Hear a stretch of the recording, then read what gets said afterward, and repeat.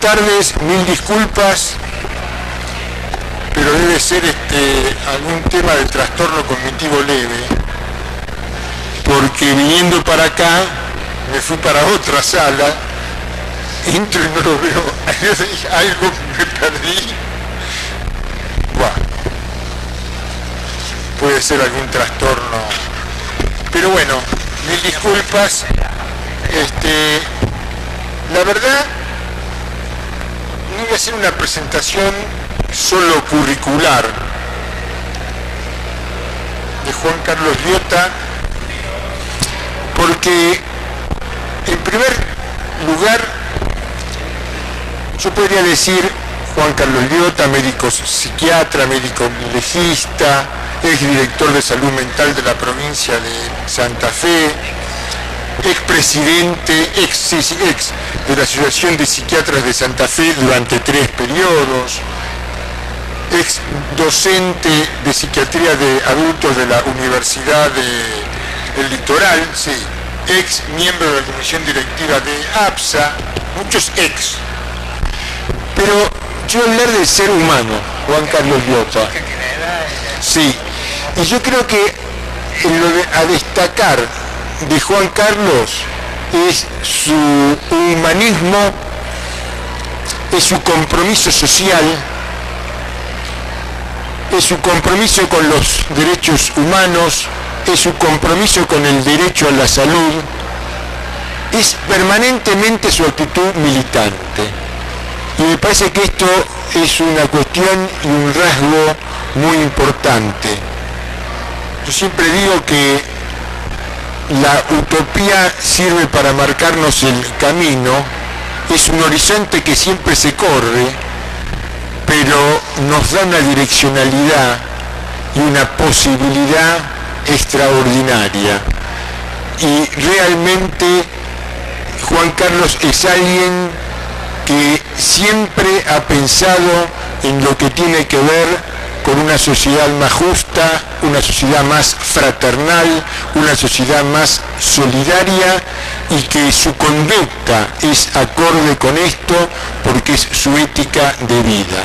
Así que realmente es para nosotros un enorme placer tenerte acá y haberte nombrado presidente de honor de este 30 Congreso de APSA, porque Juan Carlos es también la demostración de lo que estamos construyendo, que es la nueva cultura de APSA, porque con él empezamos no solo en la comisión directiva de aquel 2008, después de la asamblea del 15 de marzo del 2008, sino que empezamos de antes, desde autoconvocados, y siempre tuvimos ese sueño de la nueva cultura para APSA, y creo que en la vida no hay muchos sueños que se logren, y este ha sido uno de ellos, y vos sos una parte insustituible de ellos.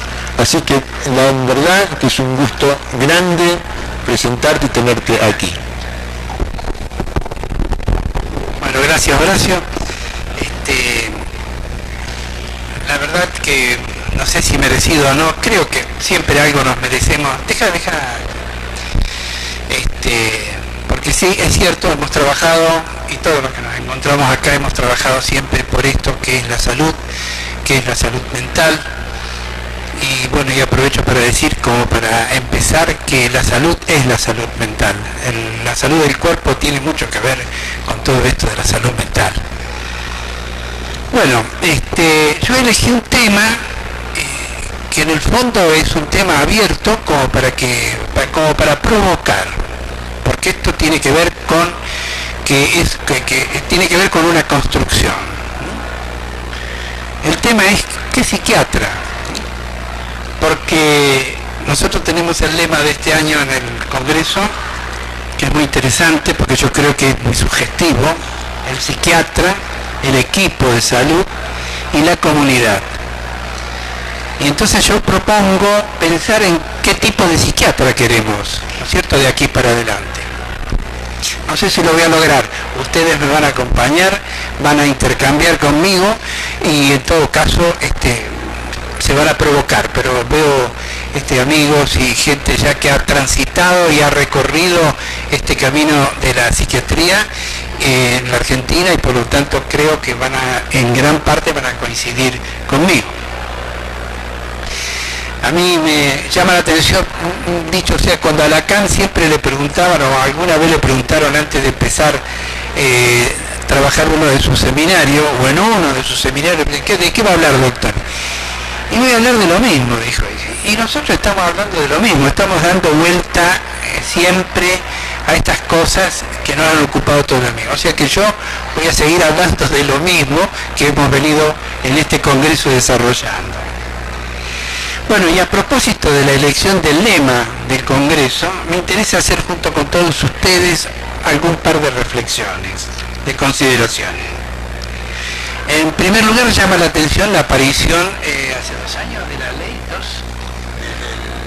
Bueno, de la aparición de la ley de salud mental y el rol atribuido al profesional que nosotros representamos, el rol en el equipo de salud, el rol del psiquiatra, que la ley le atribuye. Yo creo que antes que empezar a hacer disquisiciones, me parece que habría que tener en cuenta, o sea, qué es lo que es un equipo y qué es esa comunidad, ¿no es cierto?, para poder decir, bueno, ¿qué psiquiatra necesitamos para este tipo de equipo y para esta comunidad? Porque la comunidad es una cosa bastante amplia, bastante global. Puede ser la comunidad de los tomas, la comunidad de los emigrantes que llegaron a la zona de Esperanza, o Rafaela, los hombres los italianos, etc. La comunidad es un mosaico.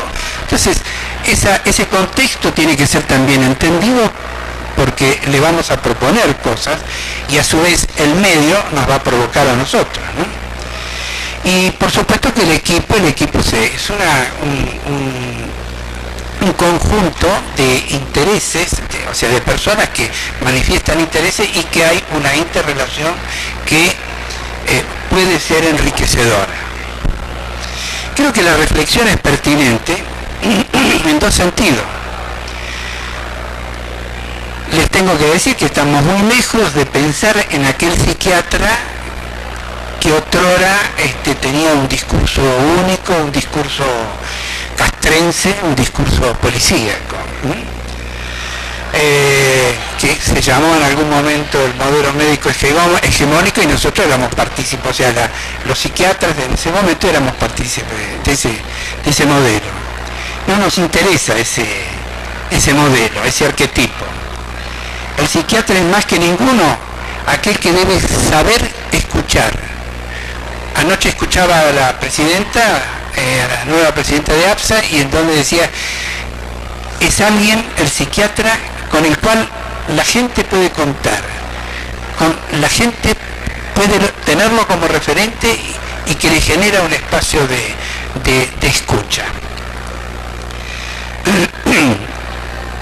Aquel que hablaba en certezas antes, que despectivamente le llamaban el psiquiatrón, de ese modelo no estamos hablando y no queremos tenerlo presente.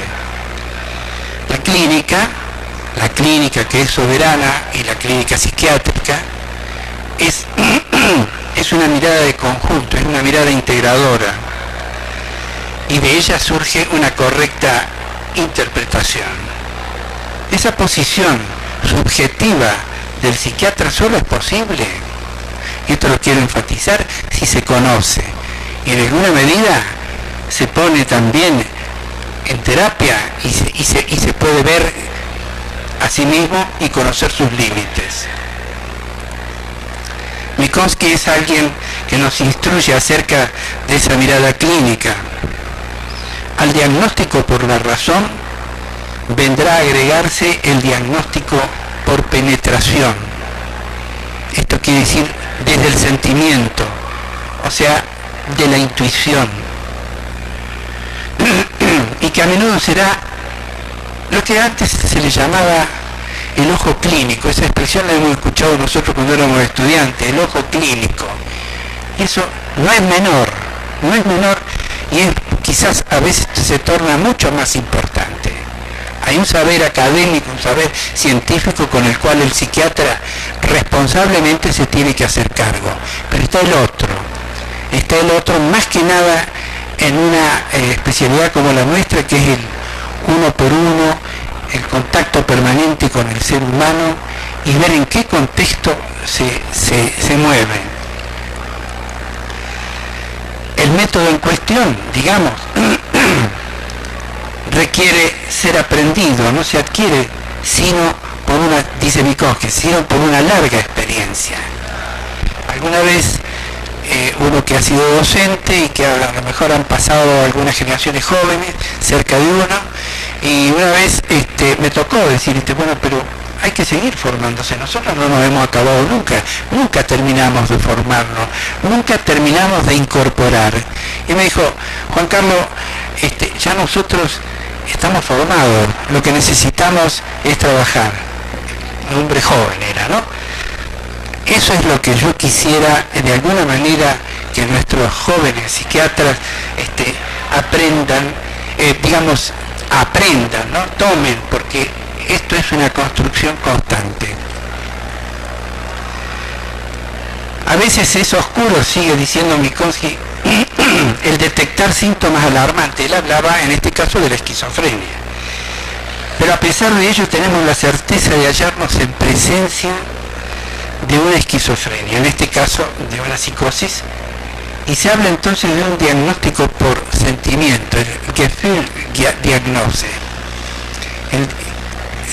Dice que, digamos, todos nosotros hemos tenido esa experiencia en el psiquiátrico, no tanto, sí también en la consulta particular, pero en el hospital, en la sala, y él habla, dice, ustedes vieron de que el psicótico tiene un olor particular, o sea, uno no necesita tanta fundamentación, sino que, bueno, ¿qué pasa? ¿Con quién estoy delante? ¿No? Bueno, ese es el psiquiatra que es muy importante tener, ese psiquiatra es el que proponemos un poco, el que trabaja su intuición, trabaja su ojo clínico. Ese diagnóstico se basa en hechos a veces muy pequeños, como el que he mencionado, la manera de mirar, el gesto, el olor, todos tenemos experiencia de eso.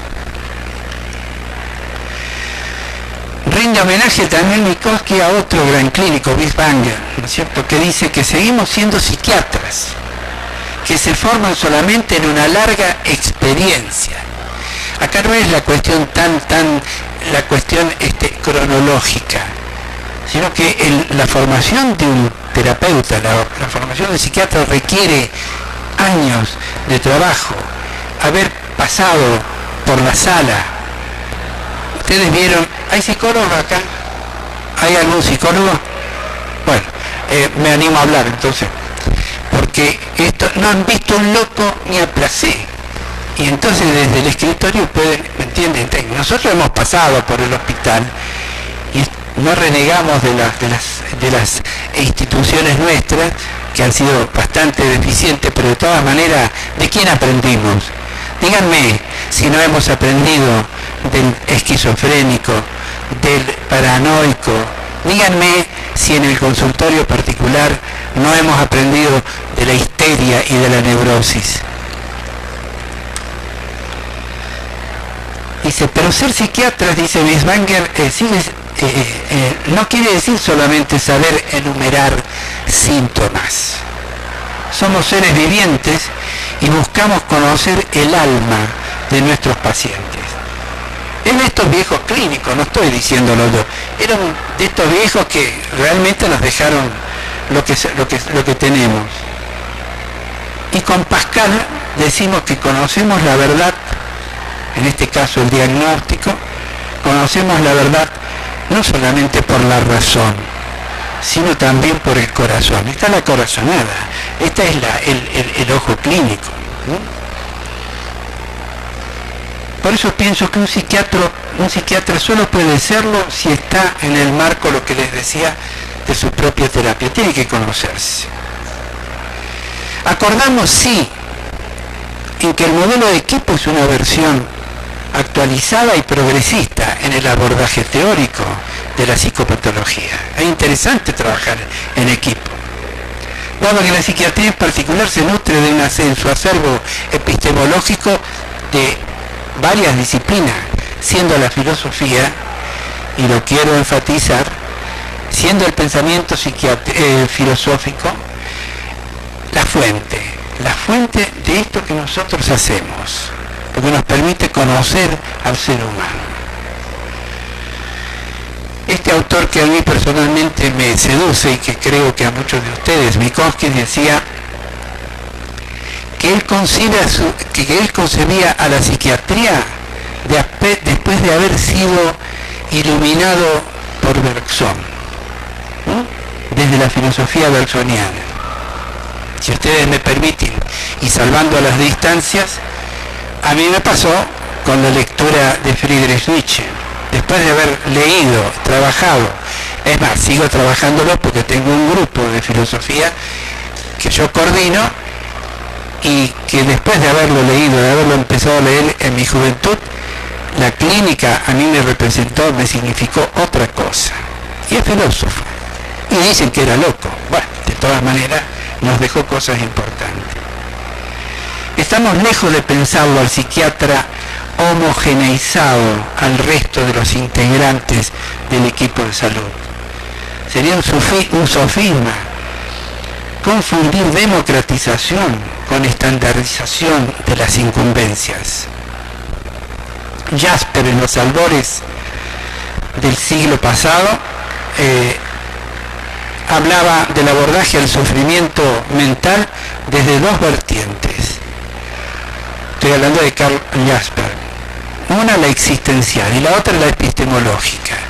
Y la existencial justamente esto es lo que estamos tratando de expresar, lo que estamos tratando de explicar, que es fundamentalmente a partir de esa actitud que lamentablemente los médicos y la medicina lo ha perdido, o sea, de sentarse y de escuchar, de tomar, bueno, nosotros no tomamos el pulso, nada de esto, pero cuando nosotros hacíamos sala, cuando estudiábamos clínica médica, nos enseñaban esos maestros que estando 10 minutos sentado en la cama con el paciente, ya hacía un diagnóstico magistral y el paciente realmente entraba en contacto con ese ser humano. Yo estoy hablando en el fondo de la transferencia, estimados colegas, de la transferencia.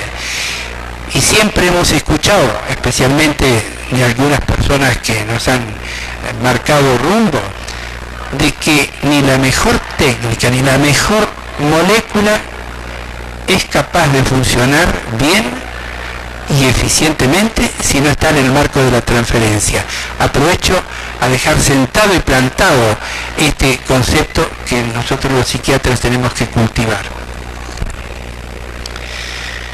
La existencial tratando de hallar en el hombre o al hombre en el marco de su contexto histórico, socio-afectivo, familiar. Y la epistemológica desde donde la disciplina psiquiátrica fuera capaz de desentrañar las manifestaciones que aparecían como diferentes. El llamado equipo parece ser una transcripción moderna y progresista. Suena como cautivante y hasta romántico en algunos momentos. A mí me parece que muchas propuestas llamadas progresistas no son sino la apología de un discurso que no dice nada. Decididamente esta nominación colectivizante suele abrigar una concepción superficial acerca de las identidades. Las atribuciones, las incumbencias se desprenden desde lo ontológico. Abundar sobre ello me parece obvio. El legislador ha sido tentado de simplismo por el simplismo y ha caído en el discurso único, que es propio de la ignorancia y de la omnipotencia y de la ignorancia. Deseo remarcar el lugar del psiquiatra, quien como médico en ese equipo está conectado con la realidad del cuerpo. Somos médicos, pero que no se ha excluido de entender de los fenómenos del inconsciente. Como en los tiempos de Charcot, el síntoma existe y se lo considera de origen psíquico, Lo dije o lo enuncié al comienzo, o sea, la salud o la enfermedad empieza acá y el cuerpo es lo que traduce el discurso del cuerpo. Y digo, por suerte, no todos los psiquiatras escondemos el síntoma a puro psicofármaco. Estamos hablando de ese psiquiatra que aprendió, como Freud, de la neurosis, de la histeria, nos los transmitió, que le abrió los ojos y le hizo sospechar más allá de lo corpóreo, el lenguaje de los síntomas. No se olviden que el maestro Freud, que Friedrich Nietzsche y que Carlos Marx fueron los maestros de la sospecha. Y nosotros sospechamos permanentemente. La histeria fue la que le mostró al clínico, a Freud, otro lugar, el de la escucha. Y ahí nace la otra dimensión, la comprensión del universo del inconsciente. Hasta ese momento se lo venían perdiendo. El monolítico discurso médico quedó ahí desarticulado. La histeria mostró el fenómeno de la conversión, donde el cuerpo era lo espectacular. Un sinnúmero de profesionales egresados de nuestras facultades de medicina se llevan por delante la sutileza de esta entidad. ¿Qué dicen? Es una histérica. No perdamos tiempo. Está histeriqueando. Se lo llevan por delante. Nosotros no nos lo llevamos por delante. Freud no se lo llevó por delante. Creo que Charcot sí se lo llevó. Sospechó, pero me parece que se lo llevó. No se quedó atrapado ahí en la cosa de los sentidos.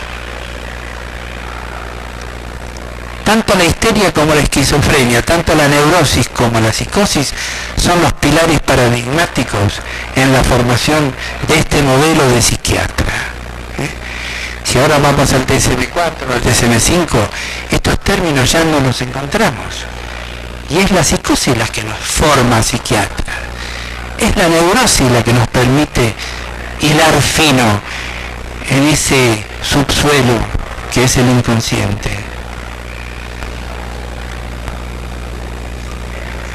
Por ejemplo, es la sexualidad desde esta perspectiva la que aborda la psiquiatría desde esta perspectiva aborda la sexualidad y la coloca como eje personalizante, como eje de personalización, como un eje que produce esta estructuración de la personalidad.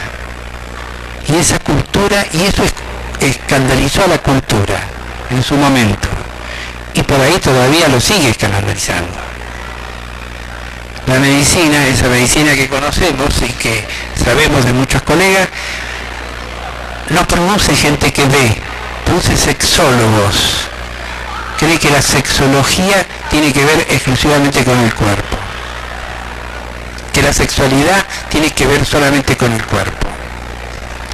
Aprendió Freud de la histeria y con él todos nosotros que el inconsciente existe y que no se necesita recibir un don especial, el don de la fe. No hay que creer en eso, hay que experimentar a lo largo de la vida. Charcot en definitiva quedó atrapado en los sentidos. Fue el que le abrió y pudo así, a Freud le abrió la puerta y pudo así bajar al subsuelo. A mí me gusta llamar a la biblioteca del inconsciente.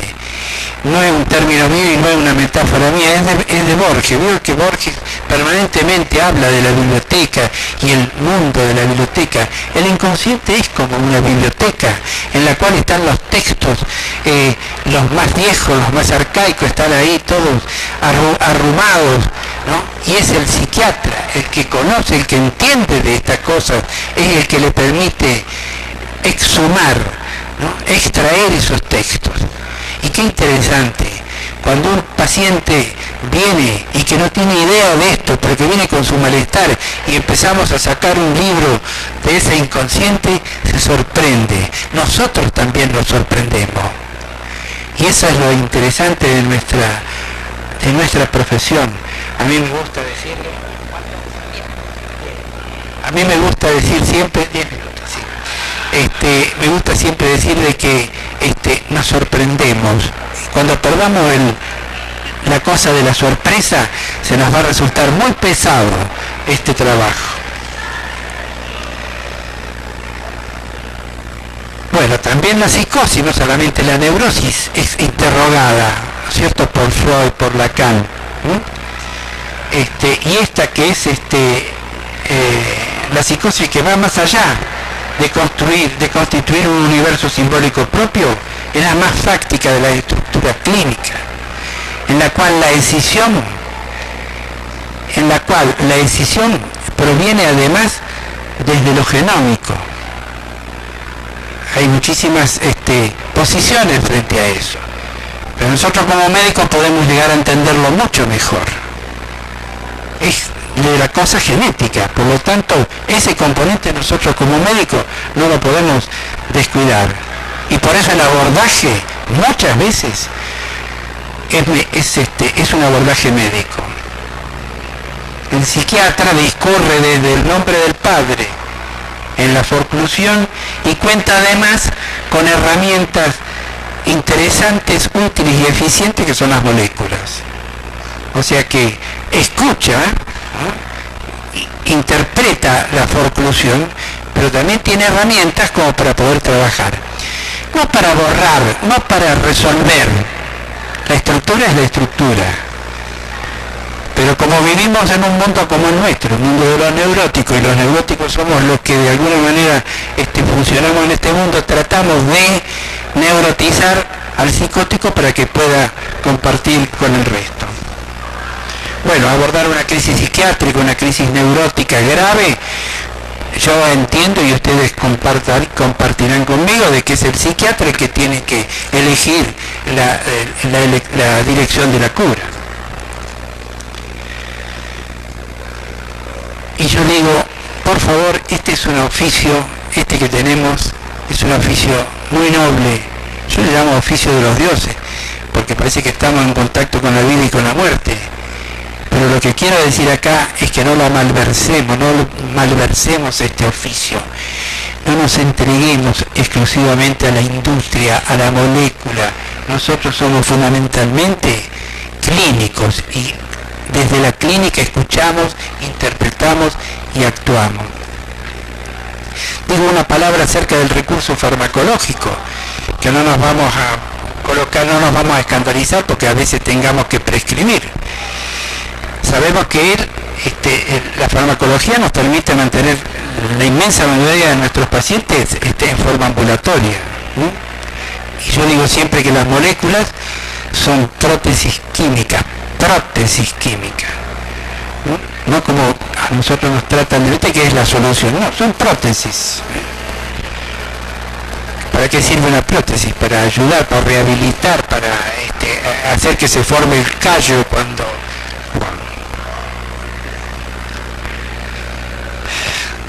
En relación a la internación, es un recurso terapéutico y no una vía abierta al lucro. La internación es un recurso terapéutico y nosotros sabemos cuándo tenemos que indicarla. No hacen falta cientos de camas desparramadas por el país.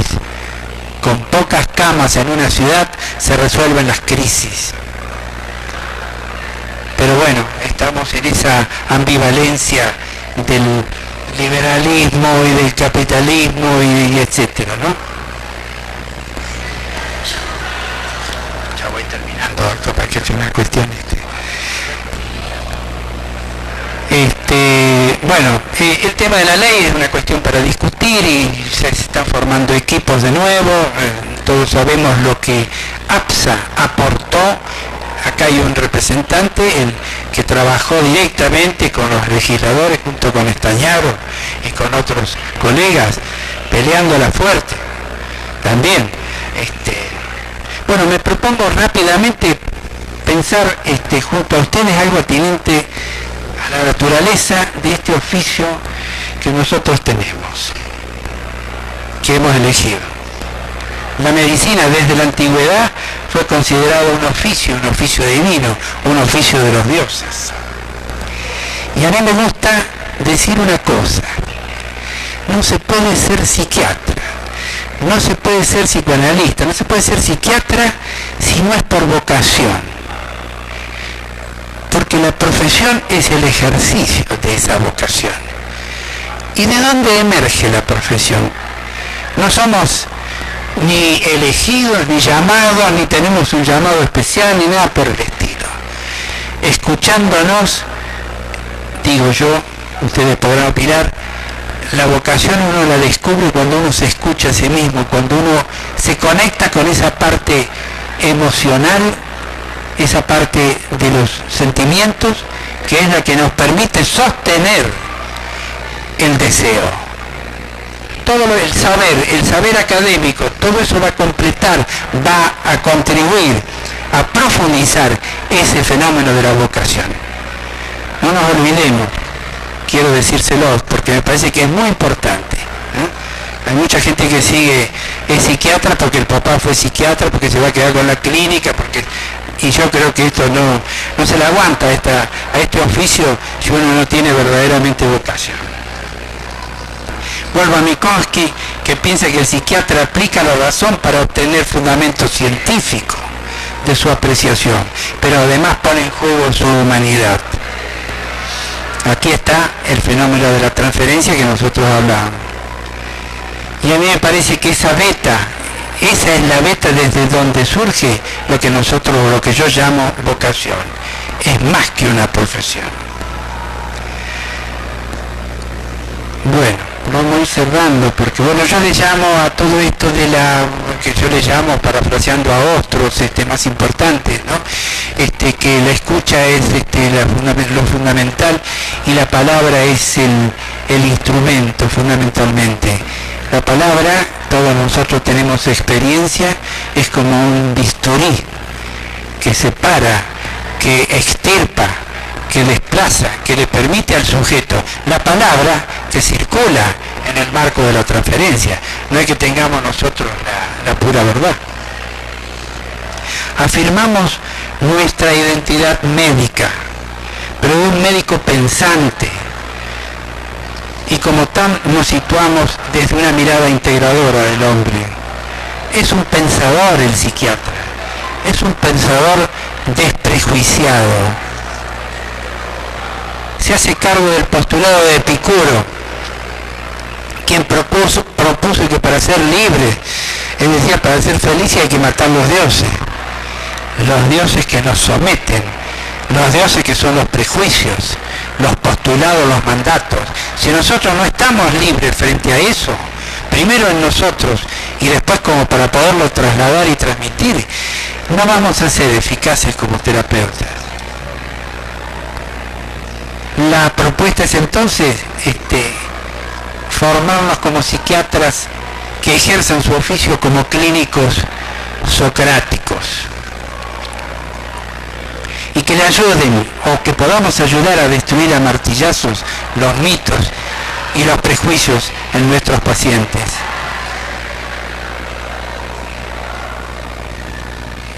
El psiquiatra no se diferencia del filósofo, es un filósofo. Somos pensantes, somos pensadores. Nuestros pacientes se vuelven pensantes y se vuelven pensadores cuando los provocamos a que piensen. El discurso del psiquiatra entonces va en contra del statu quo e invita, como Nietzsche, a imitar al león que se rebela contra la carga de la cultura, diríamos contra la carga de la neurosis. Y el paraíso no está en otro lado, está acá. Por eso nuestra tarea es también acompañar para que lo descubran a este paraíso que es la vida. Nos basta esta vida para alcanzar la paz, la libertad, la salud mental. Y así esperar. Hoy hablábamos de la muerte, no me acuerdo, en el simposio pasado, hace un rato, que bueno, el miedo que despierta la idea de la muerte, etcétera, etcétera. Si la conocen a Marguerite Yourcenar, ella decía, yo espero la muerte con los ojos bien abiertos. Y qué interesante, no se quería perder ese momento. O sea, sin prejuicios, sin miedo. Ya vamos. Bueno, esto es lo que a mí me interesaba hoy comentar. Vengo de Galicia, ustedes muchos conocen, allá hay unos instrumentos, hay unos silos, pero que tienen 1200 años. Ahí metían el producto de las hortalizas y todo para que las ratas no pudieran subir. Estaban suspendidos con 4 patas, en fin. Tienen 1000 años, ahí están los hórreos. Les propongo imaginariamente crear un hórreo para que nosotros podamos meter todo esto que hemos venido hablando. Digamos, la verdad que proviene del corazón, la vocación o el sentimiento de vocación, las moléculas, estas preciosas herramientas que tenemos en nuestras manos. En fin, la sabiduría. Nada más.